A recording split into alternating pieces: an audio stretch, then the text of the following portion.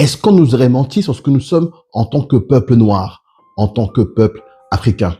Moi, j'ai grandi avec tout ce qu'on m'a dit étant petit, que oui, nous sommes africains, nous sommes certes pauvres, nous n'avons pas grand-chose, mais nous avons une solidarité familiale infaillible. Nous sommes soudés comme les doigts d'une main, nous sommes invincibles tous ensemble. Or, j'observe un changement démographique depuis quelque temps sur le paysage français. C'est-à-dire qu'avant, je travaillais sur Paris et je prenais souvent le métro. Pendant 10 ans, j'ai plus pris le métro et j'ai recommencé à prendre le métro parce que j'ai changé de travail. Et qu'est-ce que j'observais? C'est que tous les SDF qui avaient dans le métro avant, qui étaient des Français blancs, ont été remplacés par des Noirs. C'est-à-dire que dans le métro, la plupart des SDF, lorsque je rencontre des gens qui sont couchés, qui galèrent, ce sont des Noirs. Je me dis, mais qu'est-ce qui s'est passé dans la société? Qu'est-ce qui a orchestré ce changement? Que sommes-nous devenus? Sachant que nous, en tant que Noirs, en tant qu'Africains, on est rarement fils unique ou fille unique. On a tout le temps un frère très proche, des sœurs, des cousins. Cette solidarité, elle est où? Parce que quand je vois des Africains qui ont traversé vents et marées pour venir en Europe et finir SDF, clochard dans le métro, je me dis qu'il y a un problème. Mais pas un problème chez les Français, un problème chez nous. Où sont les frères et les sœurs de cette personne?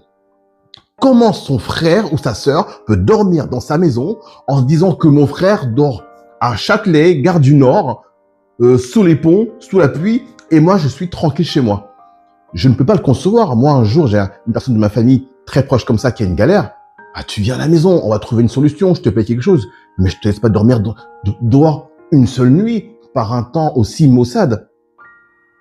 Et c'est beaucoup d'Africains. Et en plus, le SDF africain, il est différent que le SDF français que j'ai connu. Hein. Le SDF africain, il fait flipper.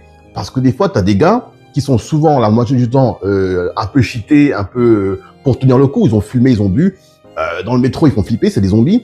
Les mecs, ils font 2 mètres avec un gabarit incroyable. On te dit que si lui commence à trop boire et me tombe dessus, je suis mort. Mais c'est ça que je comprends pas. C'est ça que je comprends pas. Une perte un peu d'identité en disant que c'est pas possible qu'il y ait, normalement, hein, dans la conception que j'avais, il pouvait pas y avoir de noirs SDF. Parce qu'on était censé avoir une solidarité familiale très forte.